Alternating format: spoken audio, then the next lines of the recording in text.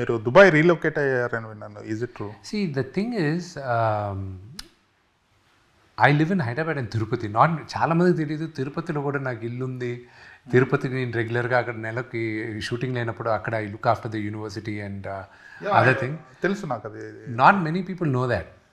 నేను ఇక్కడ I shifted the kids out of India. వాళ్ళని అవుట్ ఆఫ్ ఇండియా షిఫ్ట్ చేశాను. కొంతమంది దుబాయ్ అనుకుంటున్నారు, let them think, no harm in thinking, but it's okay. But ఎందుకంటే I wanted పిల్లల్ని కొంచెం దూరంగా పెంచుతామని. మేము చిన్నప్పుడు మెడ్రాస్లో పెరిగేటప్పుడు మా నాన్నగారు యాక్టరు, ఆ బస్సుల్లో వచ్చి చూసి వెళ్ళేవాళ్ళు యాక్టర్స్ అందరినీ చెన్నైలో. ఆ కల్చర్ ఉండేది. అలా తెలిసేది కానీ రూమర్స్కి కానీ వీటికి కానీ మేమందరం చాలా దూరంగా పెరిగాం. మెడ్రాస్లో నడుచుకొని వెళ్ళేవాళ్ళం, మా నాన్నగారు ఆటోలోనే పంపించేవారు అండ్ మమ్మల్ని అలా గ్రౌండెడ్గా పెంచారు. ఇప్పుడున్న ఇంటర్నెట్ ఏజ్లో ఏమైపోయిందంటే పిల్లలు they know that they are privileged. మేము చిన్నప్పుడు ఒక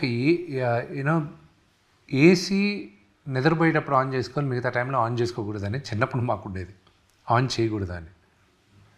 ఇప్పుడు ఏసీ లేకుండా, ఏసీ ఈజ్ అ ప్రివిలేజ్. మేము చిన్నప్పుడు ఏసీ ఈజ్ అ నెసెసిటీ నా. Okay, so everything he's become necessity. So how am I going to keep them grounded? పిల్లల్ని నేను ఇక్కడ పంపించిన ఎక్కడో దగ్గర గుర్తుపట్టి ఫోటోలు తీసుకుంటున్నారు అండ్ ఆల్ దిస్.